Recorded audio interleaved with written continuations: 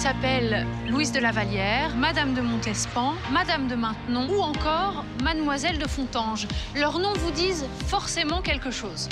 Ce sont quelques-unes des maîtresses de Louis XIV. On les appelle des favorites car elles ont vécu au plus près du plus grand des rois de France.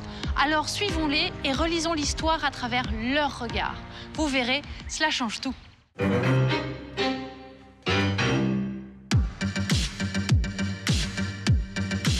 Louis XIV, c'est quelqu'un qui veut éblouir. Le roi soleil. Le roi temps. Tout lui était bon pourvu que ce fussent des femmes. Son obsession pour les femmes, je ne la supporte plus. Louis! On est limite dans la relation incestueuse. Et on ne partage pas sa femme avec son frère. Quel culot, cette Madame de Montespan. C'était plus fort que moi, je l'ai giflé. Toute la cour crie à l'empoisonnement. Je suis cocu, appelons les choses par leur nom. C'est une synthèse de DSK et de Mitterrand.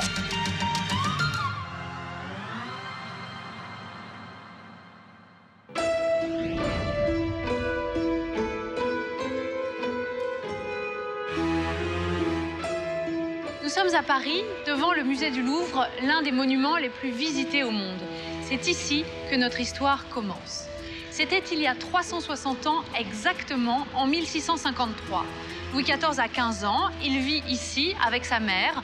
Officiellement, c'est lui le roi, mais en réalité, c'est elle qui gouverne. Aujourd'hui est un jour particulièrement important dans la vie du jeune adolescent, puisqu'il va perdre sa virginité.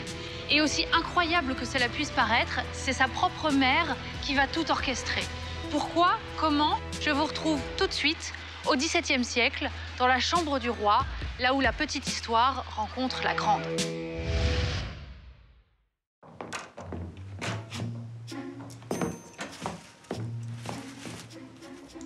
Voici la pièce où Louis XIV va devenir un homme. Sa mère, la reine Anne d'Autriche, est d'ailleurs justement en train de choisir parmi ses dames de compagnie celle qui aura la tâche délicate de dépuceler le jeune roi.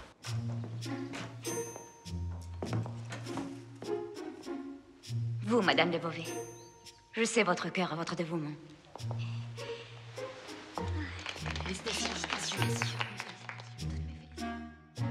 On voit une Madame de Beauvais, ma foi, assez ravissante. Certes, elle est borgne, mais j'aurais aimé qu'elle soit qu'elle ait davantage le visage piqueté par la vérole, ce qui était le cas. J'aurais rajouté une petite vingtaine d'années, car elle avait 40 ans lorsqu'elle fut chargée de veiller au pucelage du roi. Allez. Elle ne sélectionne pas parmi toutes les jolies femmes de la cour, elle prend au contraire la plus laide, qui est la baronne de Beauvais, Cato la Borgnesse, à qui il manquait, comme son nom l'indique, un œil. Pourquoi la plus laide? Parce qu'il ne fallait quand même pas que le petit puisse s'attacher à cette femme, qu'il en fasse un objet pour apprendre à aimer, mais surtout pas de sentiments. Madame de Beauvais est une femme de confiance et d'expérience. Avec elle, c'est certain. Louis aura la meilleure des initiations. Venez sur le lit. Comme Adam et Ève, nos illustres parents, nous étudierons tout nus. Nous étudierons avec application comment les femmes sont faites et le plaisir qu'elles peuvent donner. Venez découvrir la merveille et le sel de la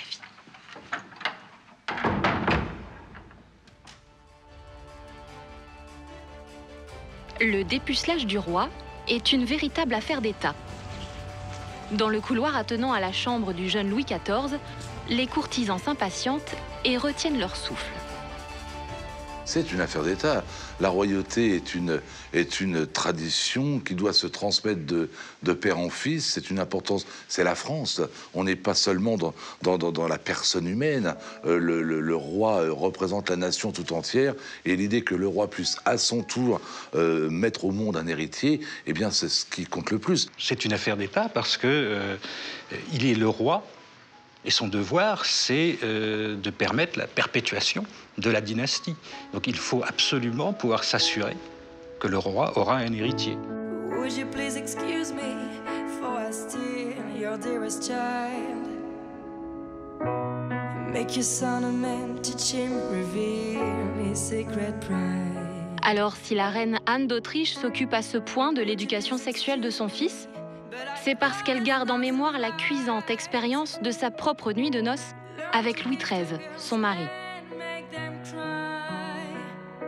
Anne d'Autriche a depuis longtemps été négligée par son mari et elle tenait à s'assurer effectivement que Louis XIV soit initié correctement aux choses de l'amour. Je me souviens de ma nuit de noces avec feu mon époux, Louis XIII. Nous ne connaissions rien aux choses de l'amour. Ce fut épouvantable. On dit, allez savoir, qu'entre la première nuit de noces et la deuxième nuit, 9 mois se sont écoulés. C'est quand même quelque chose de terrible. Lorsque Madame de Beauvais a terminé ce qu'elle devait faire avec le jeune Louis, la reine, chose incroyable, va devant toute la cour annoncer la bonne nouvelle.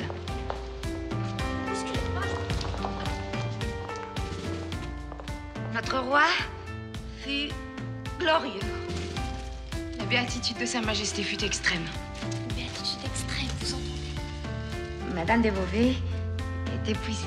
Madame de Beauvais, c'est grand.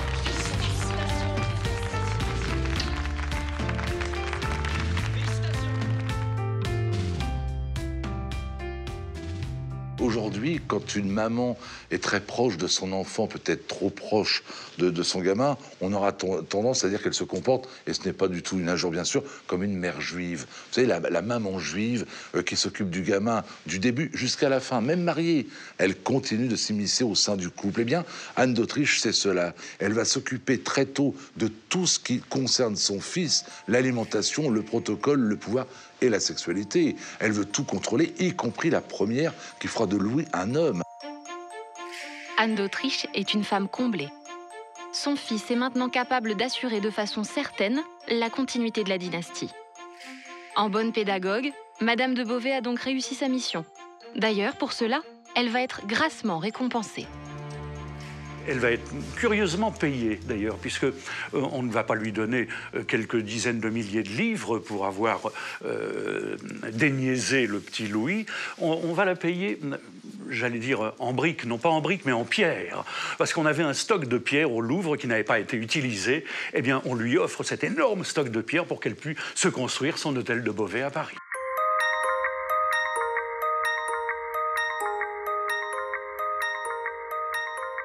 Grâce à Madame de Beauvais, Louis XIV est devenu ce que l'on peut appeler un homme à femme, doté d'un appétit sexuel insatiable. Ainsi, le jeune roi passe son adolescence dans l'insouciance la plus totale. Acceptez-vous le roi? Oui. Avec joie? Oui. Oui. Alors avancez.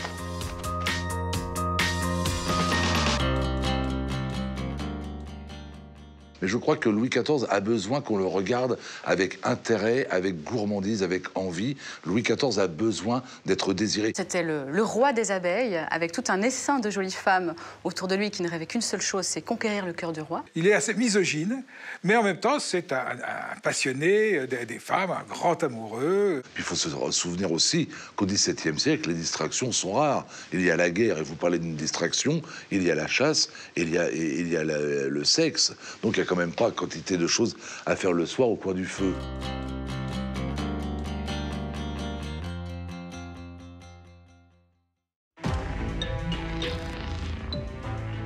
Si Anne d'Autriche est omniprésente dans l'éducation de Louis XIV, il n'en va pas de même pour son fils cadet, Philippe, que tout le monde appelle monsieur. En effet, la reine va donner à ses enfants 2 éducations totalement différentes. C'est vrai que Philippe, je l'ai éduqué différemment. C'est un enfant sensible, doux, avec une certaine féminité. Il est à l'opposé de son frère. La reine aime ses 2 enfants, évidemment, le petit Louis et le petit Philippe, mais naturellement avec une préférence pour l'aîné, celui qui est appelé à porter la couronne. Toute l'attention de la reine se porte donc sur Louis XIV, au détriment bien sûr de son fils cadet, Philippe. Je pense que le malheureux monsieur a été quelque peu mis sur la touche, qu'il a été quelque peu délaissé. Il était tout simplement ce qu'on appelle la roue de secours. C'est terrible d'être une roue de secours. Et je pense d'ailleurs que l'éducation n'était pas la même. L'un a reçu l'éducation d'un roi, l'autre n'a reçu que l'éducation d'un second. Il y a une jalousie qui s'instaure. Les deux enfants sont élevés ensemble et en même temps sont des rivaux. Sciemment et dès tout petit, on va écarter et déresponsabiliser Philippe, le jeune frère du roi. Il va développer donc une personnalité un peu atypique, assez immature, capricieuse. Il aimera se farder et qu'il s'attachera beaucoup d'une manière très précieuse à son habillement. En effet, dès son plus jeune âge, Philippe, le frère du roi, aime se travestir. Il ne se résout pas à abandonner les robes qu'il portait enfant, ce qui ne sera pas anodin. L'éducation aura une incidence incroyable sur la vie, voire la sexualité. Là, Louis XIV est un homme qui a un appétit incroyable et un goût des femmes démesuré. Monsieur est un homme beaucoup plus fêtard que Louis XIV et qui, lui, se portera davantage sur l'homosexualité. Et cela, Louis XIV ne va pas le supporter. Monsieur le duc d'Anjou, je ne veux plus vous voir derrière les portes avec des garçons. Pour vos débauches, cachez-vous. Vous, derrière les portes avec les filles, vous dites des prières.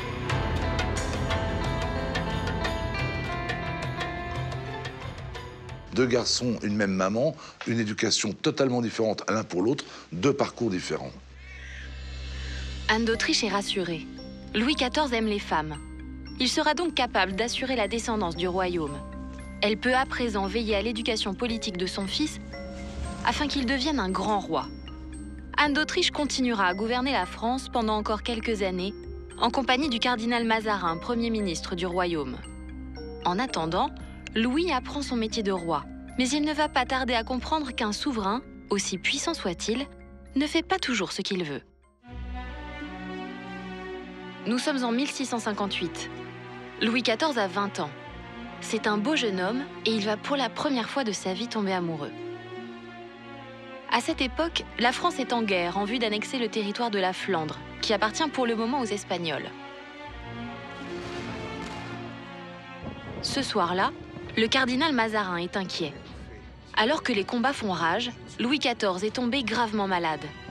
Les médecins diagnostiquent une fièvre typhoïde. Comment vous sentez-vous, sire? Alors, il tombe malade. C'est une grande inquiétude à Paris. On prie pour la santé du roi. Et alors que Louis XIV tremble de fièvre, le coup de foudre va se produire. Sire. Marie, restez. Je souffrirai, moi. Et là, il tombe sous le charme de qui? Eh bien, de la fameuse petite Marie Mancini.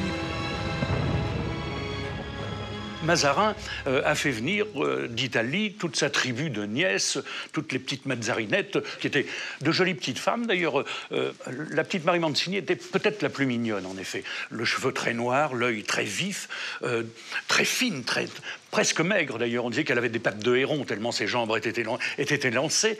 Et Louis XIV la rencontre, croise son regard et il tombe sous le charme.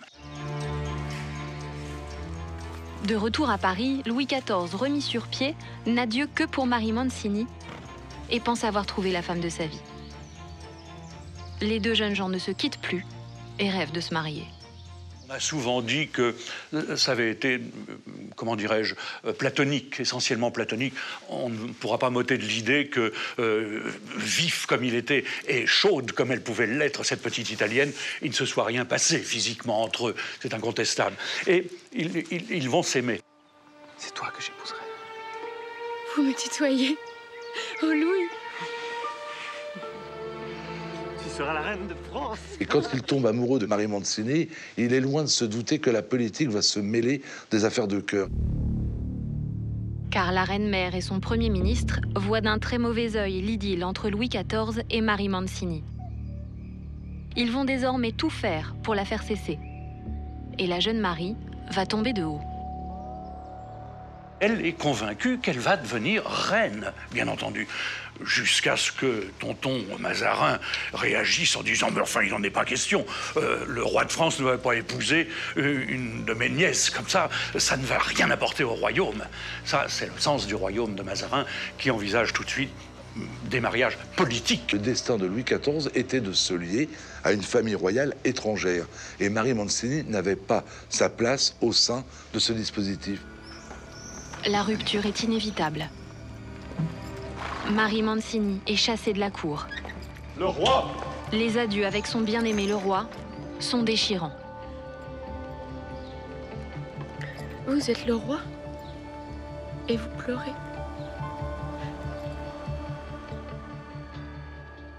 Vous avez 20 ans, vous aimez une jeune femme que vous trouvez splendide, que vous trouvez superbe, et vous ne pouvez pas rester avec elle pour raison d'État. C'est incompréhensible dans la tête d'un jeune homme de 20 ans. Louis XIV devient Louis XIV quand il renonce à Marie Mancini.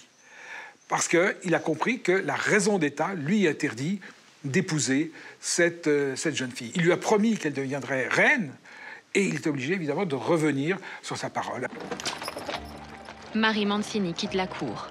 Louis XIV doit se résoudre à épouser une autre femme, une certaine Marie-Thérèse d'Autriche, fille du roi d'Espagne.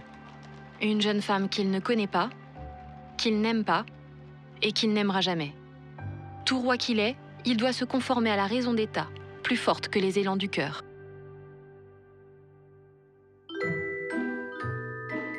« 1660, c'est le mariage de Louis XIV et de Marie-Thérèse d'Autriche à Saint-Jean-de-Luz, à la frontière espagnole. Un mariage royal, certes, qui scelle la paix entre la France et l'Espagne. Mais très vite, l'infante d'Espagne va comprendre que son rôle à la cour sera pour le moins limité. Le principal rôle d'une reine de France pour Louis XIV est de donner à la couronne des héritiers. Elle a un rôle, pardonnez-moi, de potiche. On lui demande simplement d'être là car le roi catholique se doit d'être marié. Dès le départ, la nouvelle reine Marie-Thérèse ne fait pas vraiment l'unanimité. Et Louis XIV, en la voyant, est assez déçu. Alors on rassure Louis XIV en lui disant que mais non, c'est le costume. Elle est petite, blonde, un peu boulotte. Elle parle mal le français, très mal. Quand on pose la question traditionnelle, voulez-vous épouser? Si, dit-elle, en espagnol, car elle parlera toujours espagnol. Elle ne fera pratiquement jamais aucun effort pour parler français, Marie-Thérèse. Le roi a fait semblant de la trouver belle, et toute la France derrière lui. Or, elle est terne, elle est effacée, elle est sinistre. Le caractère de Marie-Thérèse d'Autriche va très vite poser problème à Louis XIV. Car pour lui, une reine se doit d'être élégante, flamboyante, avec de l'esprit. Or, Marie-Thérèse est tout l'inverse. Elle n'a pas l'étoffe d'une reine. Elle fait peut-être un petit peu bonne femme effacée déjà, et elle restera effacée pendant tout son règne. Et ça fait le désespoir du roi, cette chose-là. Ainsi, la relation entre les deux époux va se limiter au seul devoir conjugal que Louis XIV assurera avec une véritable conscience professionnelle. Il aura avec Marie-Thérèse d'Autriche 6 enfants. Louis XIV va se lasser très rapidement de cette reine. En effet, le roi préfère s'amuser, danser et passer du bon temps avec des jeunes femmes de la cour. Le roi danse!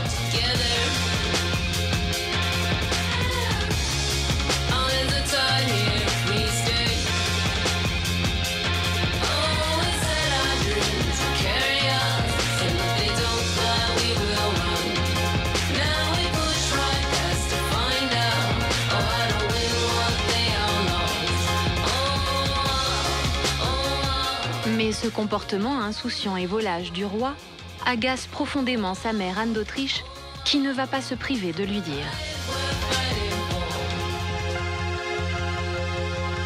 Seulement, la reine-mère va bientôt le regretter. Le 9 mars 1661, Mazarin, celui qui jusqu'à présent gouvernait le pays aux côtés d'Anne d'Autriche, meurt. L'occasion est donc toute trouvée pour Louis XIV, qui peut désormais prendre en main son destin de roi. Dès le lendemain, le 10 mars 1661, il annonce à ses ministres et à sa mère comment il entend à l'avenir gouverner le pays. Seul, en monarque absolu. C'est ce que l'histoire retiendra de lui. Aujourd'hui, la face du théâtre change. Jusqu'à ce jour, j'ai laissé gouverner mes affaires par mes ministres, sous la direction de feu le cardinal Mazarin. Désormais, je régnerai seul. Seulement, Anne d'Autriche, sa mère, ne l'entend pas de cette oreille. Oui, vous ne prétendez pas gouverner sans Premier ministre. Si, madame. C'est exactement ce que je compte faire. Enfin, Louis, vous n'avez aucune expérience du pouvoir. La guitare, oui, cela vous connaît. Et la chasse. Et les ballets. Mais l'État. Que savez-vous de l'État? C'est mon choix. Je décide, je suis le roi. J'ai beaucoup d'admiration pour ma mère, elle a beaucoup fait pour moi, je ne peux le nier. Mais désormais, il est temps qu'elle me cède la place. Anne d'Autriche, qui a du mal à voir son fils grandir, tente par tous les moyens de le dissuader de gouverner seul. Qui m'en empêchera? Moi! En vain. Alors, madame, vous me forcerez à vous exclure vous aussi. Vous n'oseriez pas. Louis! Et si, ma mère, pour le bien du royaume, j'oserais. D'ailleurs, voilà, c'est fait. Désormais, Anne d'Autriche n'a plus aucun rôle politique. Elle se sent trahie. Je suis très en colère. J'ai tout fait pour que mon fils devienne le plus grand roi de France. Et voilà qu'il me congédie comme la dernière des malpropres. Je trouve ça profondément injuste. Louis! Ce jour-là, Louis XIV devient le monarque absolu que l'on connaît, doté de tous les pouvoirs. Comme l'on dit, il vient de couper le cordon maternel. Mais il va se séparer de sa mère, pas manu militari, mais presque, c'est-à-dire qu'il va couper les ponts, mais un petit peu comme il faut le faire pour se libérer des entraves qu'elle lui avait fait peser pendant toute son enfance, toute son adolescence. Je pense que Louis XIV, à 22 ans, effectivement, décide de se détacher de la tutelle maternelle et de tout ce qui l'entoure pour enfin avoir le destin du pays et le sien d'une manière totalement autonome. Maintenant, Louis XIV est seul maître à bord et peut faire ce que bon lui semble, quitte à provoquer le scandale.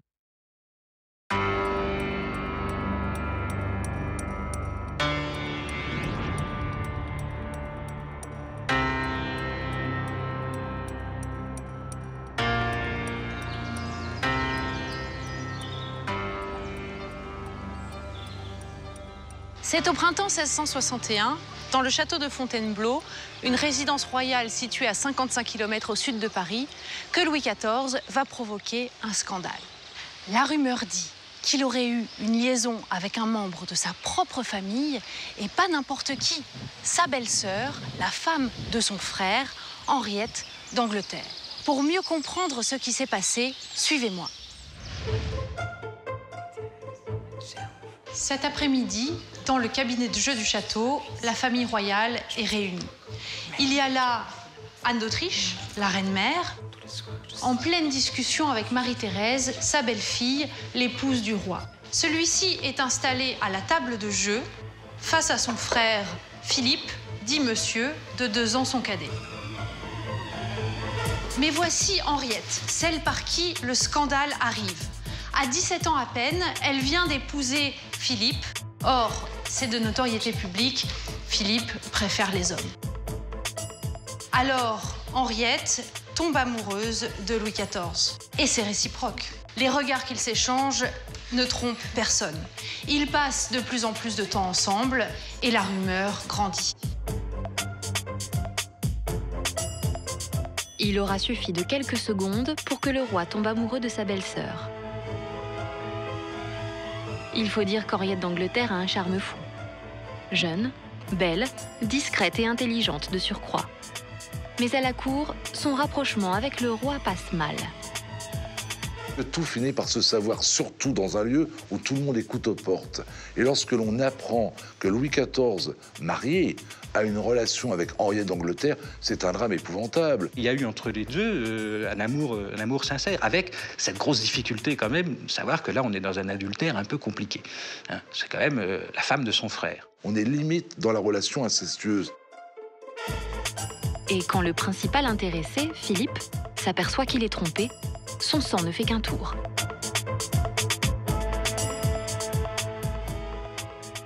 Toutes la cour bruise du fait que Louis XIV aime sa belle-sœur. Alors monsieur, évidemment, est courroucé de ça. Il va immédiatement s'en plaindre à Anne d'Autriche, horrifiée, qui réclame tout de suite la rupture de son fils avec Henriette d'Angleterre.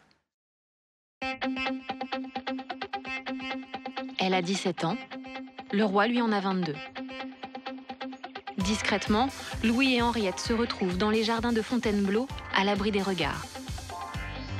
Malgré tout, la cour commence à jaser. Et Anne d'Autriche, la reine-mère, voit cette liaison d'un très mauvais œil.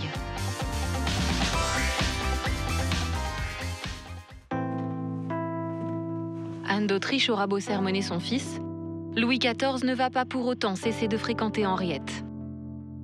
Reste à savoir si l'amour entre les deux jeunes amants a été consommé. Et là-dessus, tout le monde n'est pas d'accord. Entre eux, il n'y aura jamais rien. On en est quasi sûr. Elle ne sera pas sa maîtresse, mais il y aura simplement une espèce d'amitié amoureuse très, très poussée. Je suis convaincu qu'il y a une relation complice et coupable entre Henriette d'Angleterre et Louis XIV. Moi, je suis assez enclin à croire qu'à partir du moment où Louis XIV pose les yeux sur une jolie femme, il ne pose pas que les yeux. Pour faire taire le scandale, le roi et Henriette d'Angleterre ont une idée. Faire croire à toute la cour que leur idylle a cessé. Et voilà le stratagème qu'ils ont imaginé. La parade, ça va être la théorie du paravent. On lui impose la petite Louise de la Vallière pour mettre entre eux Henriette et lui, pour sauver les apparences. Et on dit à Louis, attention maintenant, vos plaisanteries, c'est terminé. Montrez que vous êtes amoureux de Mademoiselle de la Vallière, sinon il vous en coûtera.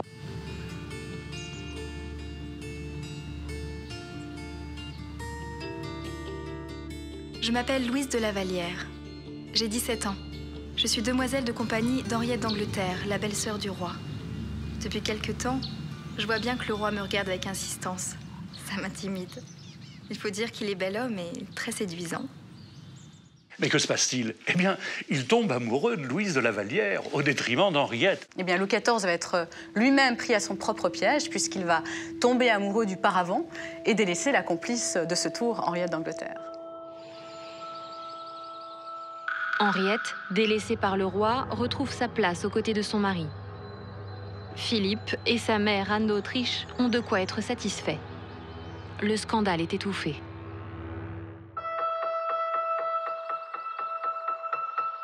La liaison entre Louis XIV et Henriette d'Angleterre n'aura duré que le temps d'un printemps. Et le destin de cette femme connaîtra une issue tragique 10 ans plus tard, en 1670. Puisqu'elle va mourir à 26 ans dans d'atroces souffrances après avoir ingurgité une tasse de chicorée.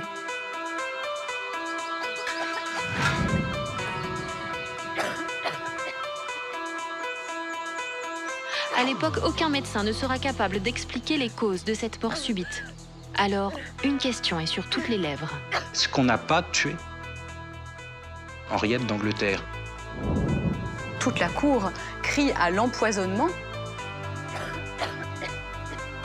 Alors les regards se portent vers son mari et certains de ses favoris. Et on vise le chevalier de Lorraine, qui était donc l'amant de monsieur et qui avait une haine farouche envers, en quelque sorte, sa rivale. Philippe, le mari trompé, a-t-il donc demandé à son amant, le chevalier de Lorraine, d'empoisonner Henriette d'Angleterre? Cette question, les historiens se la sont posée pendant 300 ans, jusqu'à ce que le mystère soit enfin levé. D'après le procès-verbal de l'autopsie, les médecins aujourd'hui qui ont examiné ce cas estiment que Henriette d'Angleterre est morte d'une maladie aiguë, quelque chose d'avoisinant, mais d'une mort naturelle.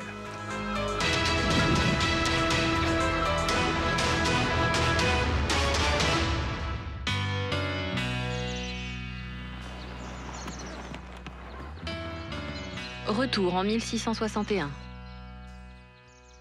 Louis XIV parvient difficilement à cacher sa passion pour sa nouvelle conquête, Louise de la Vallière. À tel point que sa mère, Anne d'Autriche, pieuse et dévote, s'agace de ce comportement qu'elle juge libertin. Mais qu'ai-je fait au ciel pour que mon fils se comporte de la sorte? Son obsession pour les femmes, je ne la supporte plus.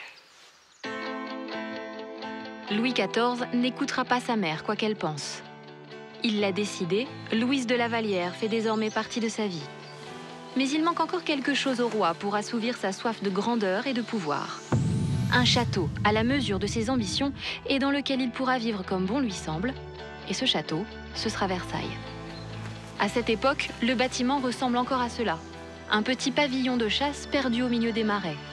Mais Louis XIV veut transformer ce bâtiment pour en faire le plus grand et le plus beau château jamais construit.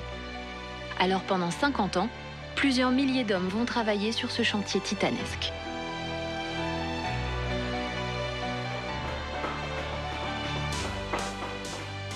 Je crois que Louis XIV a passé sa vie à vouloir laisser une trace. Avec les enfants qu'il faisait successivement, des quantités d'enfants, c'est une trace, ce sont des traces qu'il laisse. Avec le pouvoir qu'il prend, les guerres qu'il fait, les frontières qu'il agrandit, et avec le château de Versailles qu'il va construire et qu'il voulait comme étant le plus beau château de la chrétienté. Louis XIV a une idée très précise du château qu'il souhaite. Alors il surveille les travaux lui-même, jusque dans les moindres détails. Louis XIV multipliait les visites de chantier et il contrôlait tout, des grands plafonds jusqu'au dessin des jardins et jusqu'à l'entourage parfois même d'une serrure. On a une lettre très belle de Colbert à Louis XIV. Colbert l'informe de l'avancement des travaux dans le château de Versailles et il lui dit jusqu'où je dois vous mettre au courant pour ne pas vous ennuyer. C'est un peu comme aujourd'hui, est-ce que je vous mets en copie du mail, de tous les mails? 50 000 mètres carrés de plancher, plus de 2000 fenêtres, 700 pièces, 67 escaliers, 800 hectares de parc, 20 km de route, 200 000 arbres. Un château digne des plus grands empereurs de l'Antiquité. Il fallait en mettre plein la vue. Louis XIV, c'est quelqu'un qui veut éblouir. Le roi Soleil, son nom, il le porte bien, mais il veut éblouir. Et c'est pour ça que, avec les femmes, il veut que ce soit toujours de très jolies femmes, des femmes éblouissantes. Et puis, la cerise sur le château est sans nul doute la célèbre Galerie des Glaces, connue dans le monde entier. Elle sera achevée tardivement, en 1684. Une pièce gigantesque de 73 mètres de long, 10 mètres de large, 12 mètres de haut, qui comporte 357 miroirs, 17 fenêtres et 20 lustres. Une salle splendide, symbole de la grandeur de Louis XIV.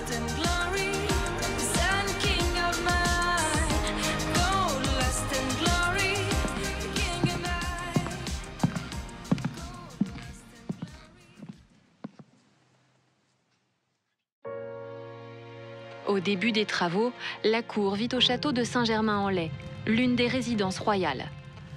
Et c'est ici que l'amour entre Louis XIV et Louise de la Vallière va prendre toute sa dimension. Louise devient alors la première vraie maîtresse en titre du roi.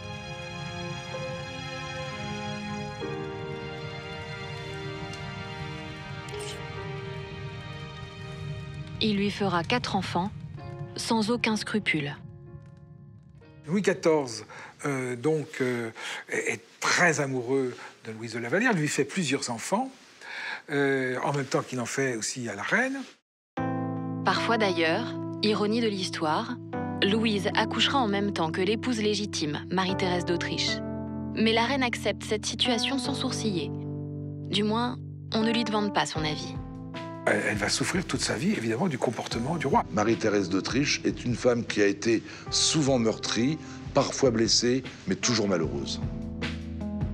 Anne d'Autriche, la mère du roi, est plus qu'excédée par l'attitude pour le moins désinvolte de Louis XIV envers son épouse.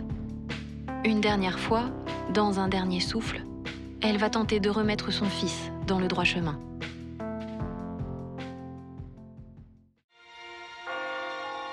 « 20 janvier 1666, palais du Louvre. La reine Anne d'Autriche est sur son lit de mort, terrassée par un cancer. Avant de rendre l'âme, elle aurait demandé à son fils de lui promettre de mener désormais une vie rangée. « Jurez-moi que vous vous amenterez. Je ne peux supporter celui que vous devenez. Jurez-le, Louis. » Je ne veux rien vous promettre que je ne puisse tenir. Même si le roi est abattu par le chagrin, Louis n'a pas promis de devenir fidèle. Bien au contraire, car maintenant que la reine-mère est morte, il n'y a plus personne pour lui tenir tête. Dorénavant, Louis n'aura plus besoin de cacher ses amours. Pire, il va les afficher ostensiblement au moment même où une nouvelle femme entre en scène. Retour au château de Saint-Germain-en-Laye. Tous les jours, le lever du roi donne lieu à un protocole réglé au millimètre. À 8h30, toute la cour doit assister à ce cérémonial qui montre un peu plus encore la puissance du roi. La journée de Louis XIV est réglée comme une horloge, comme une véritable pièce de théâtre qui se reproduit jour après jour, de son lever jusqu'au coucher du roi. Il a été capable de sacraliser sa propre personne. Louis XIV a réussi à faire de lui un dieu vivant. Il s'est fait respecter et en se faisant respecter, il s'est fait craindre.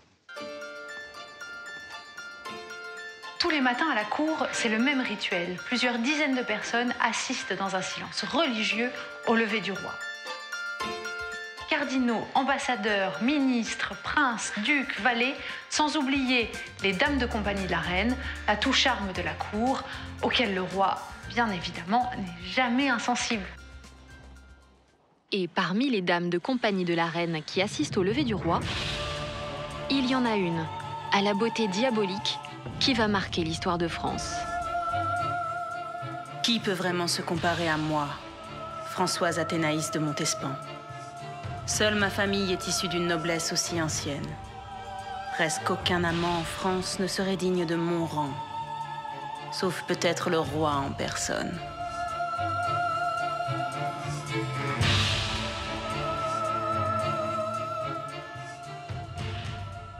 Madame de Montespan est sans doute une des plus belles femmes de la cour quand Louis XIV a le bonheur de croiser son regard. Je ne sais pas, moi, si on veut une comparaison aujourd'hui, ça aurait été peut-être Claudia Schiffer, tant elle est radieuse, tant elle est belle, de partout, hein, de la poitrine, des yeux, du petit mollet bien galbé. Enfin, c'est un bonheur. Ben, je dirais que c'est le physique de Marilyn Monroe et l'esprit de Simone de Beauvoir. Quand elle vient à Versailles, elle vient pour devenir maîtresse du roi. Elle ne vient pas par hasard. Elle a une idée en tête, une seule, devenir la première dans le cœur de Louis XIV. Pour conquérir le roi, la Montespan, en femme calculatrice, a un plan. Prendre la place de Louise de la Vallière, maîtresse en titre. Et cette dernière, qui croit en son amitié, ne voit rien venir. Ma chère amie Louise a deux problèmes. Elle est follement amoureuse du roi, qui est éperdument amoureux d'elle. Et elle me croit sa meilleure amie.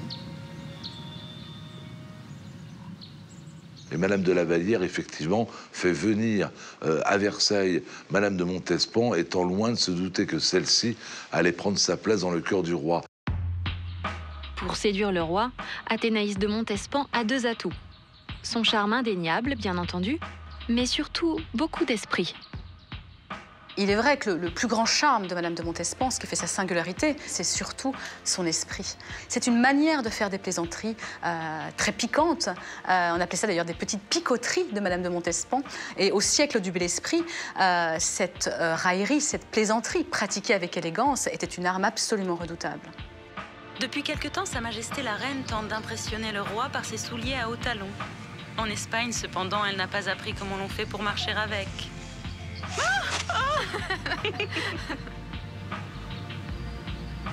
J'ai toujours peur d'ennuyer le roi. Vous? Je suis sûre que vous le feriez rire. Et c'est à force de piques et de plaisanteries que Madame de Montespan va parvenir à séduire Louis XIV. Regardez comment elle va s'y prendre pour s'attirer les faveurs du roi. De mes sujets, j'ai entendu seulement jusqu'ici que vous étiez la plus belle femme de France. Si c'est la vérité, sire, ne devez-vous pas à vos sujets d'aimer cette femme? Votre réponse montre de l'esprit, mais peu de bienséance. Je n'ai jamais adressé à Dieu qu'une prière. Faites de moi une honorable personne, mais jamais une femme honorable. Vous avez vu la façon dont il m'a regardée? Je pense que j'ai toutes mes chances. Quel culot, cette Madame de Montespan. Quel regard. Elle est sublime, c'est indéniable. Oui, je l'avoue. Je ne suis point insensible à ses charmes. Et ce qui devait arriver arriva. Je suis tombé éperdument amoureux de Madame de Montespan.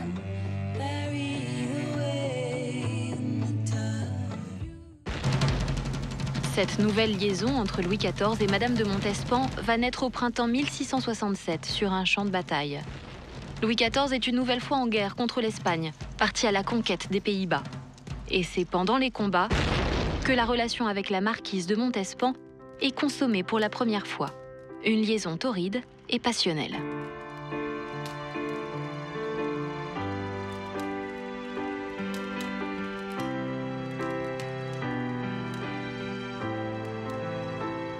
La marquise de Montespan est donc la nouvelle maîtresse royale. Seulement, il y a un problème. Comme le roi, elle aussi est mariée. Il faut donc garder le secret pour, là encore, éviter le scandale.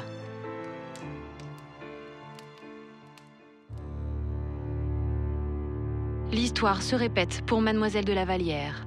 Une fois de plus, elle est utilisée comme paravent pour cacher une nouvelle maîtresse du roi.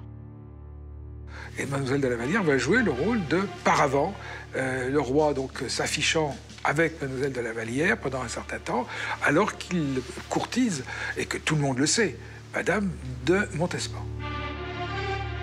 Officiellement, le roi s'affiche donc avec Mademoiselle de la Vallière, et pour le moment, personne ne doit savoir qu'il a aussi une liaison avec Madame de Montespan. Son mari non plus d'ailleurs. Mais aucune crainte, car le marquis de Montespan n'est pas à la cour à ce moment-là, mais sur les champs de bataille, à la frontière des Pyrénées.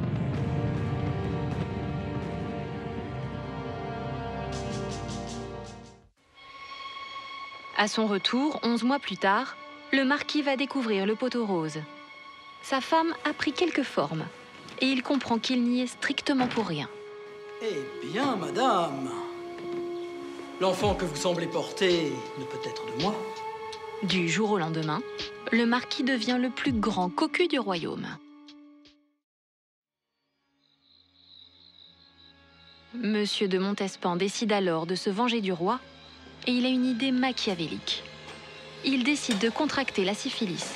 Alors, monseigneur, son canal. Une maladie sexuellement transmissible et mortelle à l'époque.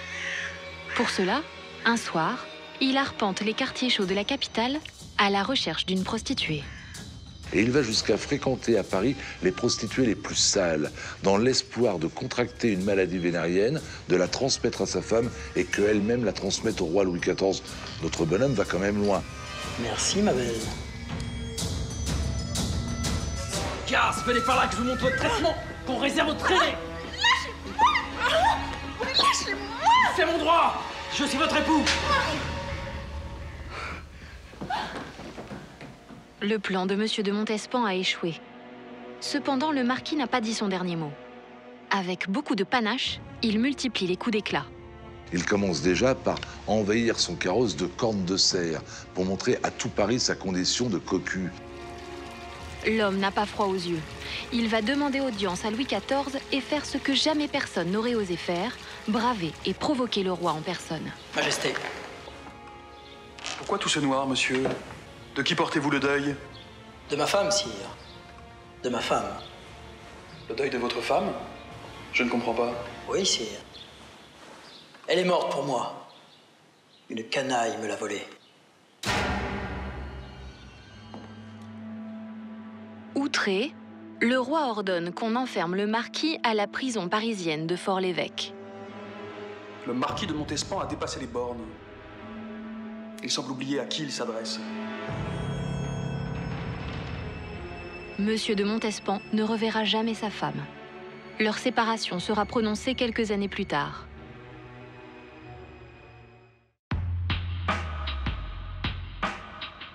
Dès lors, débarrassée de son encombrant mari, Madame de Montespan est une femme totalement libre et peut désormais se consacrer entièrement au roi.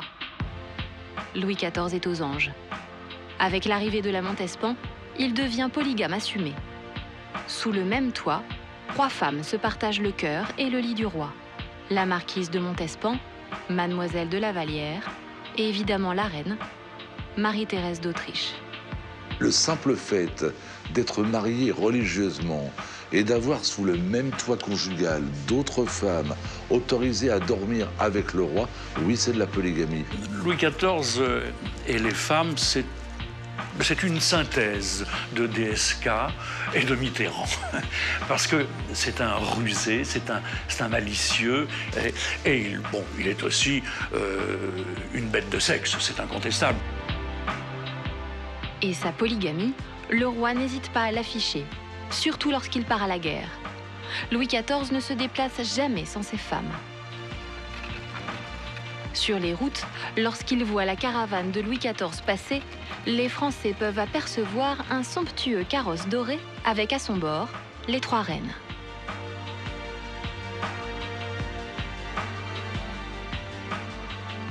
Les 3 reines, c'est l'expression des paysans qui sont éberlués de voir dans le carrosse royal passer le roi, la reine, Mademoiselle de la Vallière et Madame de Montespan. Et alors tout le monde salue, vive le roi, vive le roi. Et le roi, on le dit, est avec celle qui est, celle qui n'ose pas être et celle qui n'est plus. Et pour ces 3 reines, rien n'est jamais trop beau.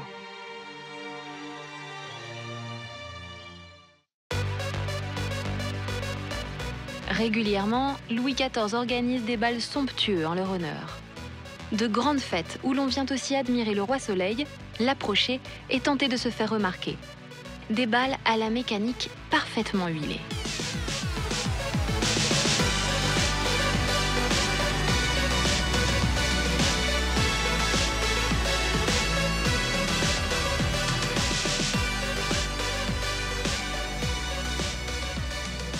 Des grands bals comme celui-ci, Louis XIV en organise souvent. Il faut occuper les courtisans et le roi adore danser. Le protocole est toujours le même. Louis XIV arrive au bras de son épouse, Marie-Thérèse d'Autriche. Mais celle-ci va très vite s'asseoir car elle n'aime pas danser.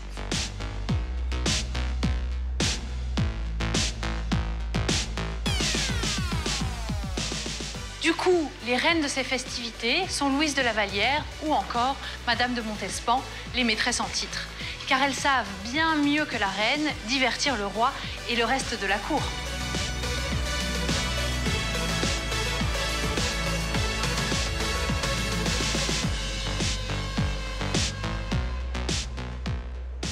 Ces bals peuvent rassembler jusqu'à 600 personnes.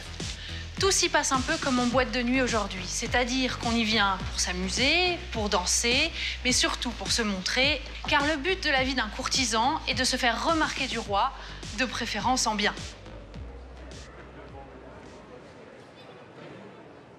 Mais le sport national, c'est la médisance et la moquerie. C'est d'ailleurs souvent pendant ces bals que sont colportées les nouvelles rumeurs concernant les aventures amoureuses du roi. C'est aussi le moment où l'on cherche à ternir l'image de la favorite pour prendre sa place, évidemment. Lors de ces grands bals, le roi met donc en scène les femmes de sa vie avec beaucoup d'éclat.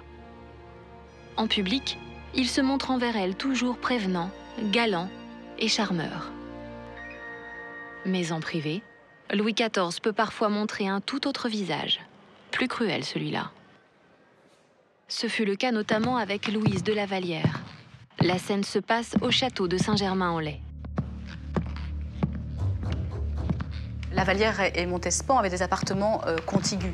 Et il est vrai que le roi, vers 17h, traversait la chambre de la Vallière pour se rendre dans celle de Madame de Montespan, ce qui était assez cruel.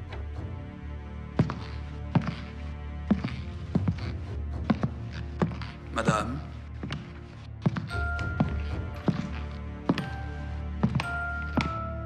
Sire.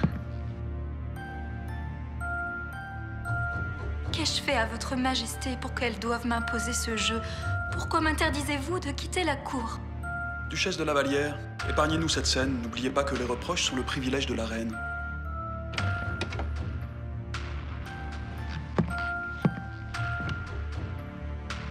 Le roi fait comme si je n'existais plus.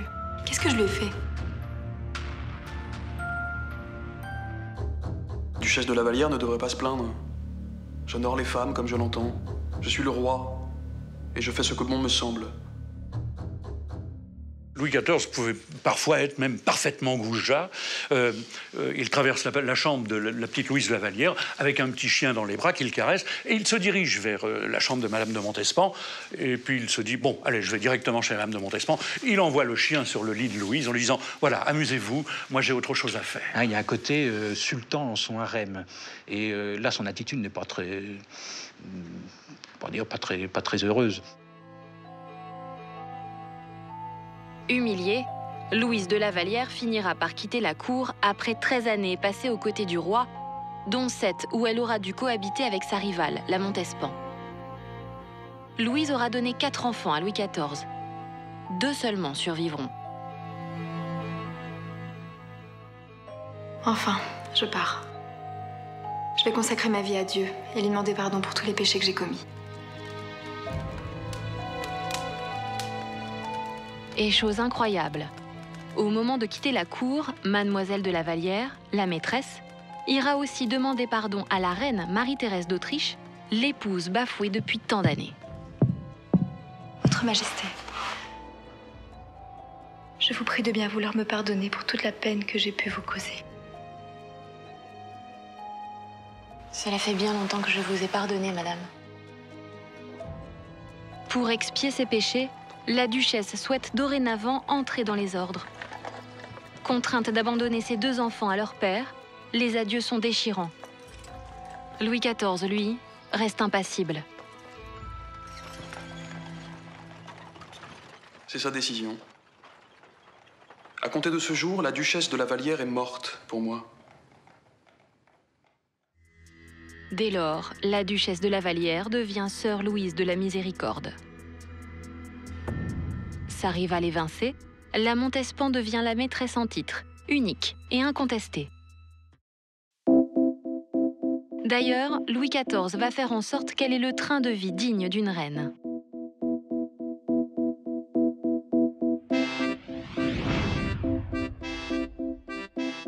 Bienvenue à Versailles. Si je suis ici, c'est pour vous montrer que Louis XIV veillait personnellement à ce que les femmes de sa vie soient installées tout près de lui pour pouvoir les rejoindre en toute discrétion. Pour mieux comprendre, on va se rendre tout de suite dans la chambre du roi, juste ici, au premier étage. La chambre du roi est située au centre du château. À gauche, il y a les appartements de la reine. À droite, ceux de Madame de Montespan. Nous voici donc dans la chambre du roi telle qu'elle était en 1701. Je vais vous montrer maintenant le trajet qu'il devait faire pour rejoindre sa marquise favorite, Madame de Montespan. Suivez-moi.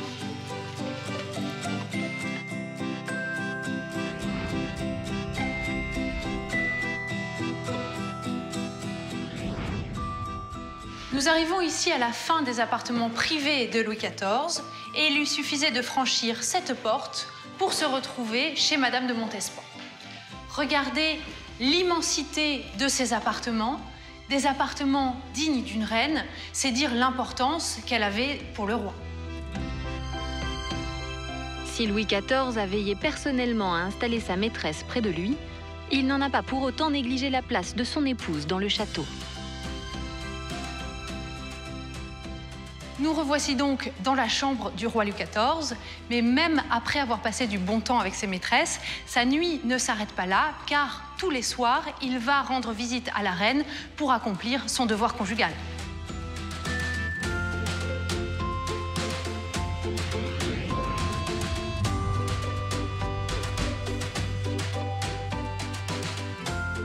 C'est par ce corridor discret que tous les soirs, Louis XIV venait retrouver son épouse, la reine Marie-Thérèse. Il lui suffisait d'ouvrir cette porte pour se retrouver dans la chambre de la reine.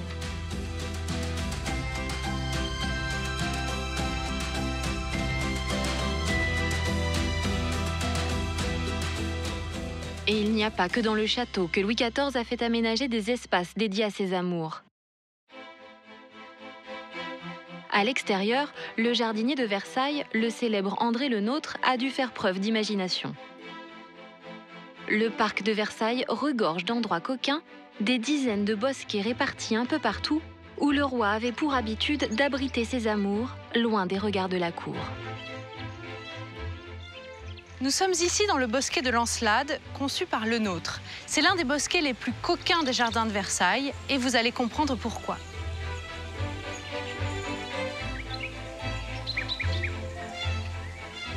C'est ici que Louis XIV aimait retrouver Madame de Montespan. D'ailleurs, tout est fait pour préserver l'intimité des deux amants. D'abord, cet épais feuillage qui les protège des oreilles et des regards indiscrets.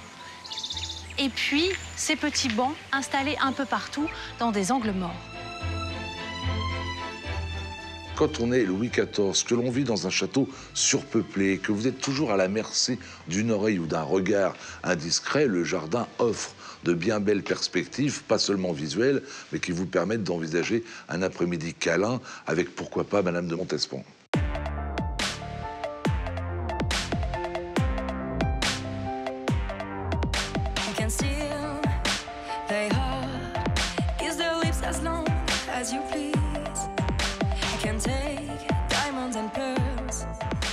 À Versailles, Madame de Montespan savoure sa place de favorite royale. Elle fait bien, car cela ne va pas durer.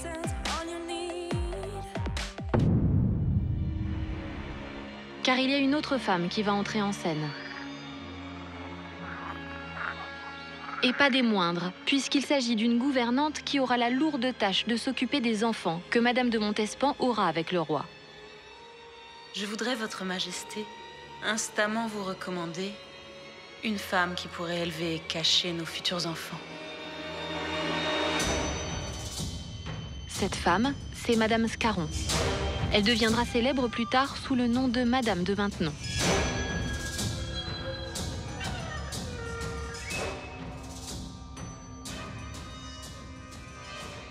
Est-ce que cette personne est si laide qu'elle doive se dissimuler? Je m'appelle Françoise Scarron. Je suis née en prison. Mon mari était le célèbre Scarron, un poète brillant, mais difforme. Je suis veuve à présent. Je vous avais sous-estimé, madame.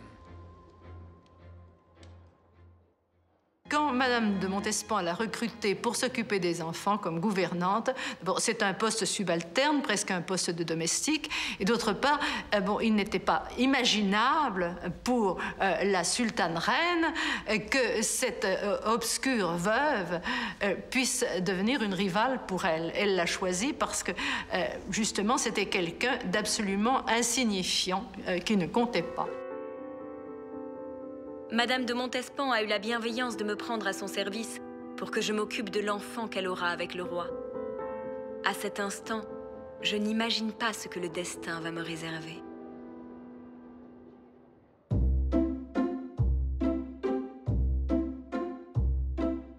La marquise de Montespan va donner au roi de nombreux enfants. 7 au total, dont 4 atteindront l'âge adulte. Mais au départ, personne ne doit soupçonner que Louis XIV puisse en être le géniteur. En effet, il est impensable pour un roi de France, lui-même marié, d'avoir des enfants avec une femme elle aussi mariée, fût-elle marquise.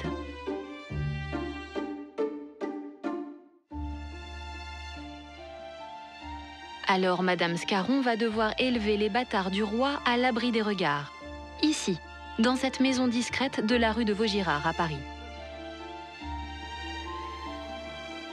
Au fur et à mesure des naissances, Madame Scarron se rend à la cour, la nuit tombée, dans la plus stricte discrétion, chercher les nouveau-nés.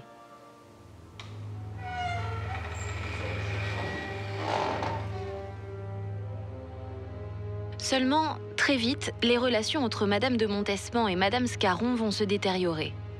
Car la gouvernante ne supporte pas le désintérêt affiché de la marquise à l'égard de ses enfants.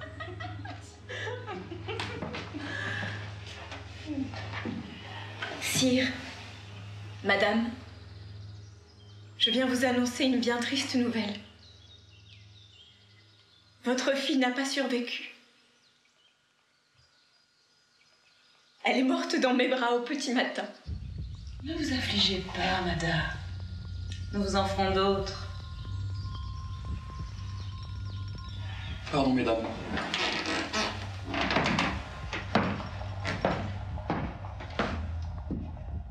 Les tensions sont très vivent et ne font que s'accroître. Louis XIV essaye d'intervenir et de calmer le jeu, donnant souvent raison à Madame de Maintenon, donc, ce qui évidemment avive la fureur de Madame de Montespan. La rivalité entre les deux femmes naît à cet instant-là. Mais pour l'heure, Madame Scarron, future Madame de Maintenon, qui n'est que gouvernante, a choisi de se taire. Cela n'aura qu'un temps.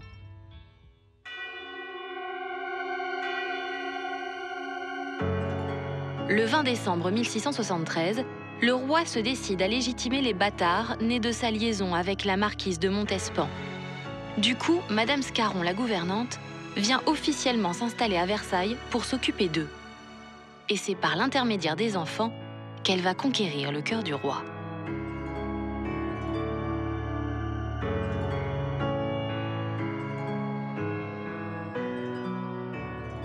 Et c'est parce qu'elle aimait ses enfants, parce qu'elle s'est attachée en particulier à l'aîné d'entre eux, le petit duc du Maine, qui avait des problèmes de rachitisme. Il marchait très difficilement. On a cru à un moment donné qu'il ne marcherait pas.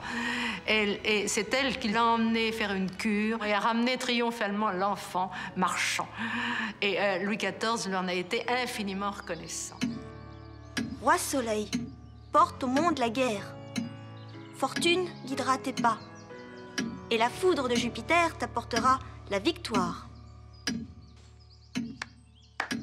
Louis XIV apprécie la façon dont la gouvernante s'occupe de ses enfants. Il aime aussi son intelligence et sa discrétion. Du coup, il passe de plus en plus de temps avec elle. Ils vont se rapprocher de plus en plus à partir de son entrée à la cour de Versailles. Et puis, elle va d'abord acquérir l'estime du roi, et puis, au fil des discussions, son amitié, et puis elle va devenir sa confidente.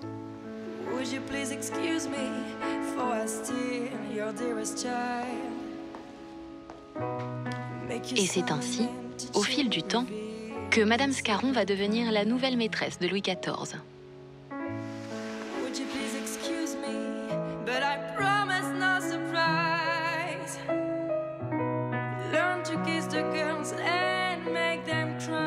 Pendant des années, l'idylle entre le roi et Madame Scarron va rester secrète.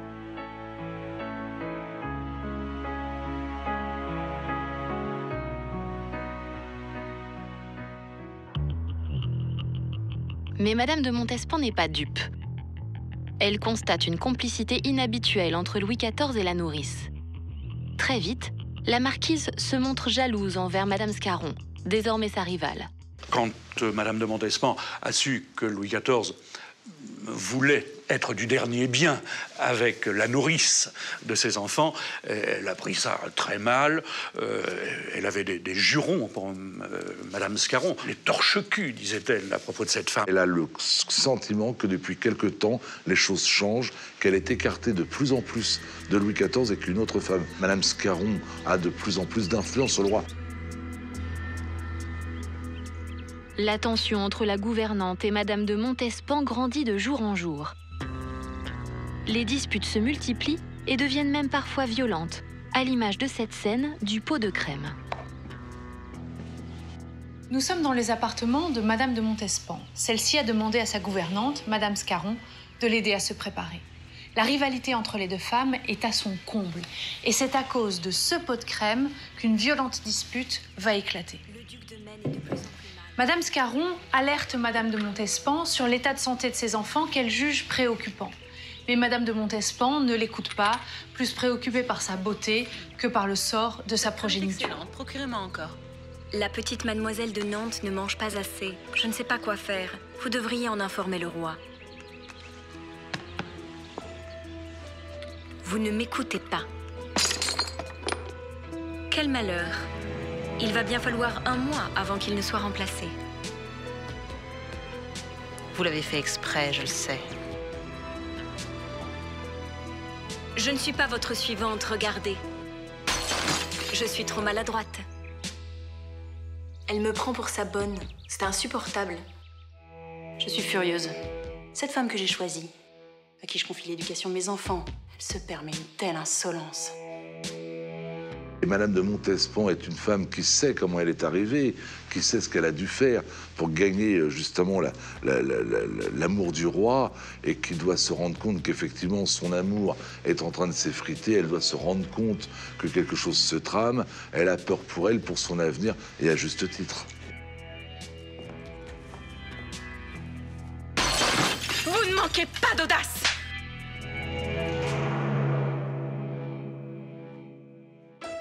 C'était plus fort que moi, je l'ai giflée. Elle semble oublier qui elle est et ce qu'elle me doit. Elle est hystérique. Un jour, je suis sa femme de chambre, le lendemain, sa pire ennemie, et le jour d'après, son amie la plus chère. C'en est trop. Madame Scarron, sans cesse humiliée par Madame de Montespan, ne pense plus qu'à une chose maintenant, quitter la cour. Alors pour l'en dissuader, le roi va lui donner 250 000 livres. Une somme rondelette à l'époque, puisqu'ainsi la gouvernante va pouvoir s'offrir un château.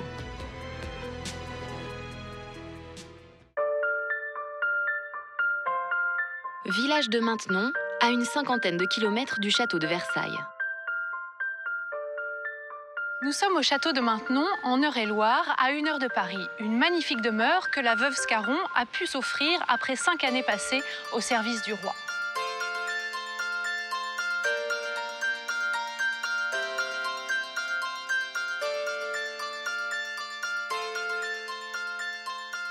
Mais plus que le château, c'est un nom que le roi va offrir à la gouvernante de ses enfants. À la surprise générale, il la fait marquise, c'est-à-dire qu'il lui donne, à elle qui est née au fond d'une prison, le même rang que la Montespan. Voici donc pour la gouvernante une occasion unique de se venger des années d'humiliation que lui a fait subir sa rivale.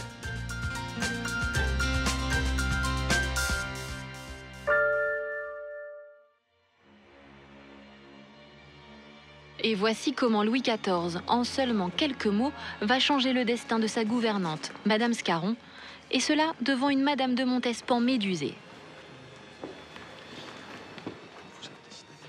Votre Majesté, puis-je me retirer?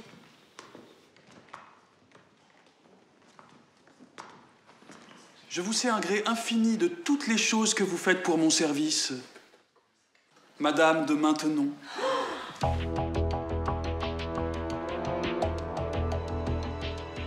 Madame de Maintenon, Madame de Maintenon, la nouvelle courait déjà dans les corridors, les paliers, les salons du château. Je n'ai qu'un seul regret, ne pas pouvoir me jeter publiquement aux pieds du roi pour lui marquer toute ma reconnaissance. Que je l'appelle Madame de Maintenon, elle, cette subalterne, il en est hors de question. Je crois que Madame de Montespan qualifiait la Maintenon de guenon, ce qui est quand même pas très aimable. Comment peut-on s'imaginer, quand on s'appelle Madame de Montespan, être mise sur la touche par une guenon? Mais ça doit être quelque chose de terrible. Madame de Maintenon a presque tout gagné. Un château, un titre. Maintenant, il ne lui reste plus qu'à se débarrasser de son éternelle rivale, la marquise de Montespan. Et pour cela, elle va se trouver un allié de poids. Dieu.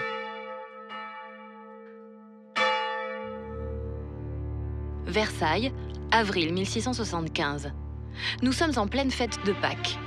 Tous les sujets du roi et le monarque lui-même doivent, avant la grande messe, se confesser.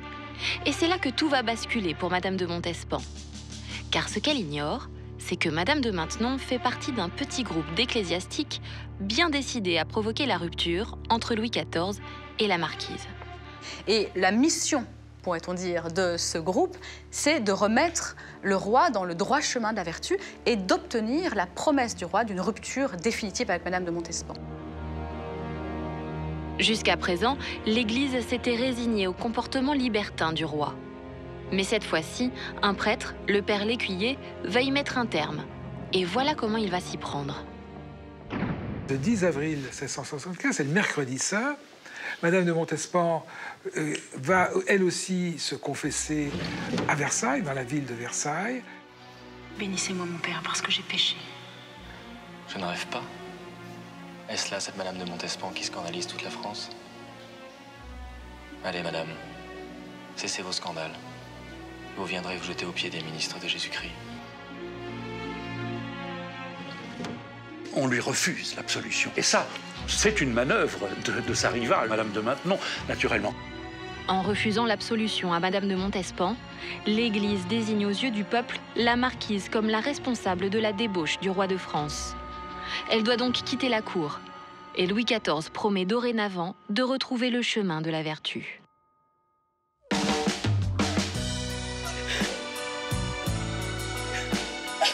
Le malheur des unes fait le bonheur des autres. Madame de Montespan pleure de devoir quitter la cour. Madame de Maintenon jubile. Je suis heureuse que le roi ait pris la bonne décision. Il fallait le remettre sur le droit chemin. Il a décidé de quitter Madame de Montespan.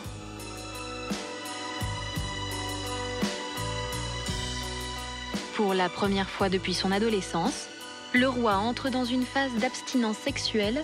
Seulement, cela ne va pas durer bien longtemps. Un an plus tard, Louis XIV, de retour de la guerre, est pris à nouveau d'une irrésistible frénésie sexuelle. Il renoue avec celle qui n'a jamais quitté son cœur, la pulpeuse marquise de Montespan. Celle qui avait été bannie par l'Église revient à Versailles. Les retrouvailles sont fougueuses. Au diable les bondieuseries.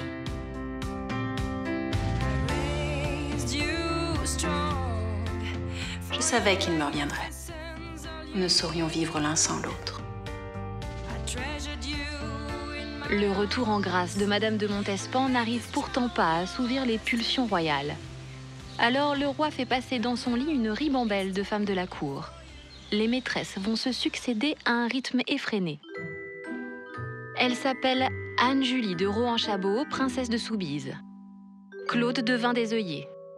Marie-Élisabeth de Ludre. Élisabeth Hamilton, comtesse de Gramont. Diane Gabrielle Damas de Thianges, duchesse de Nevers. Est-ce parce qu'il sent qu'il vieillit que le roi multiplie les aventures? Toujours est-il qu'il retrouve à cette époque une seconde jeunesse. Vers l'âge de 40 ans, démon de midi en quelque sorte, l'appétit sensuel de Louis XIV n'a plus de bornes. Tout lui était bon pourvu que ce fussent des femmes, des paysannes, des jardinières, des femmes de chambre, etc. Et il est vrai que Louis XIV, à cette époque, va multiplier ce qu'on appelait des passades. Et parmi ces passades, il y a une jeune fille qui va faire parler d'elle. Ce sera la dernière favorite de Louis XIV. Elle s'appelle Angélique de Fontanges. Elle a 18 ans et elle est très belle. Cette jeune fille très ambitieuse n'est pas très intelligente. Tout le monde dit qu'elle est sotte comme un panier. Malgré tout, Mademoiselle de Fontanges se retrouve enceinte du roi. Et cela lui sera fatal. Elle va mourir dans des souffrances terribles et l'ombre de Montespan d'ailleurs va planer parce que beaucoup pensent que Mademoiselle de Fontanges a peut-être été empoisonnée. Mademoiselle de Fontanges arrive à une époque où Madame de Montespan est pratiquement sur la touche, pour ne pas dire sur la touche, et je crois que l'idée qu'une nouvelle jeune qui arrive serait vraiment exclure définitivement Madame de Montespan. Un témoin capital va d'ailleurs venir corroborer les soupçons qui pèsent sur Madame de Montespan. La fille de la voisin, une sorcière bien connue du tout Paris, fait un aveu troublant. Sa mère aurait fourni à la marquise de la poudre mortelle destinée à empoisonner Mademoiselle de Fontanges. Pour que sa favorite ne soit pas inquiétée, le roi décide de mettre un terme aux rumeurs et ceux qui accusent la Montespan seront châtiés. Des instructions très précises vont être données pour que tous ceux qui ont cité le nom de Madame de Montespan, ceux-là vont être enfermés dans des citadelles de province par lettre de cachet. Et ils vont rester là 10, 15, 20 ans, 30 ans même dans des prisons. L'affaire est étouffée pour Louis XIV. Cependant, le mal est fait. Car même si Madame de Montespan est de fait innocentée, le roi a quand même des doutes sur son implication. Il va donc la répudier, mais en y mettant tout de même les formes. Qu'est-il arrivé au roi? Il ne me regarde plus. La splendeur de la cour a disparu. Chaque rire se meurt en la présence de Madame de Maintenon. Une seule couleur règne désormais sur la cour. Sa couleur. Le noir. La marquise est une femme intelligente. Elle comprend qu'elle n'est plus la favorite du roi. Et que désormais, une seule femme compte dans le cœur de Louis XIV, Madame de Maintenon. Vous resterez ici et vivrez près de moi. Je vous rendrai visite chaque jour, mais n'espérez pas que nous restions seuls. Nos relations n'existeront que pour la cour. N'attendez rien de moi, madame. Bien d'autre que ma courtoisie. Je dois jouer le rôle maintenant qu'auparavant. Allons, cher ami. Personne ne connaît mieux que vous la règle du jeu. Pardonnez-moi, madame. Je ne supporte pas votre parfum aujourd'hui. Il me procure des maux de tête.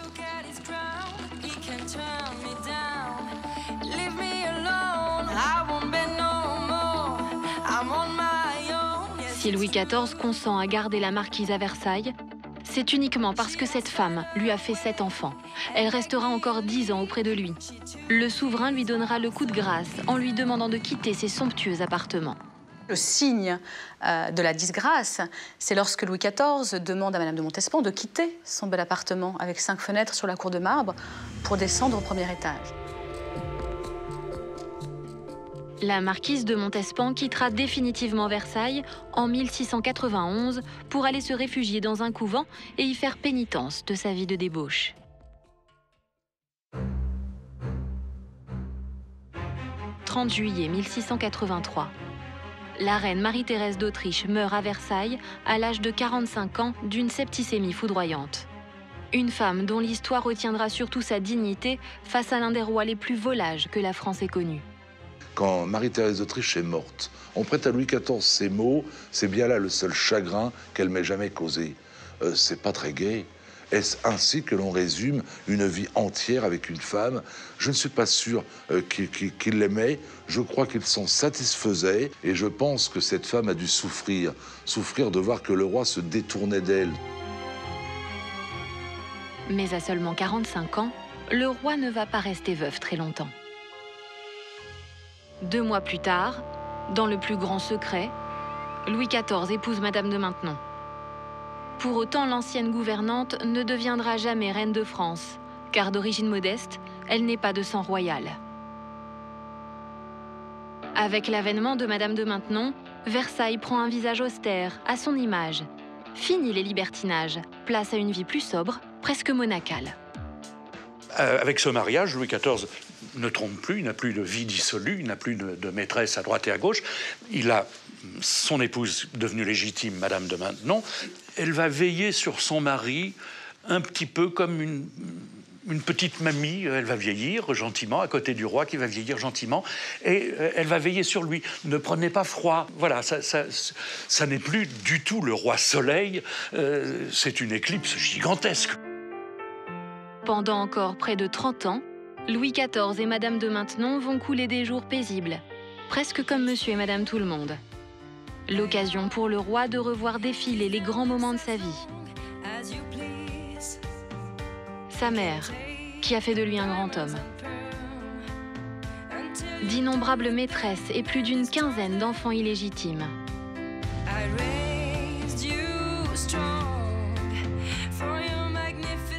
Un château, le plus grand du monde. Un règne de plus de 70 ans, record de longévité parmi les rois de France. Il y a une chose qui est terrible. Lorsque Louis XIV est petit, on guette derrière la porte de sa chambre des murmures d'un éventuel plaisir puéril. Lorsque Louis XIV devient jeune marié, on guette derrière la porte un soupir de plaisir. Eh bien, quand il devient vieux, d'autres personnes, toujours derrière la porte, essayent de guetter l'expression d'un soupir, mais cette fois-ci, un soupir de trépas. C'est terrible. Cet homme, finalement, a des gens qui tous les jours s'inclinent ou lui sourient, des gens qui n'attendent qu'une chose, sa mort, pour savoir auprès de qui ils devront demain s'incliner. C'est terrible.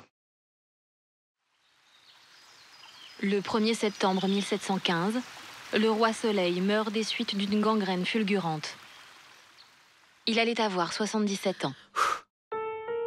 Vive le roi! Le roi est mort!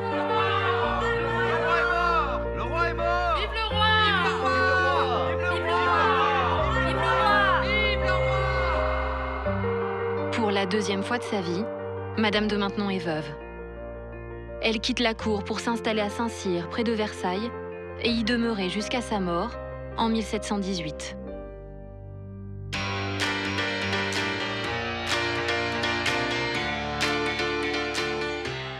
Alors qui pour succéder au roi Soleil, puisqu'à sa mort, ni son fils, ni ses petits-fils ne sont encore en vie? C'est finalement cet enfant qui va monter sur le trône. Louis XV, l'arrière-petit-fils de Louis XIV. Il régnera sur la France pendant près de 60 ans et, à l'image de son célèbre arrière-grand-père, collectionnera, comme lui, d'innombrables maîtresses.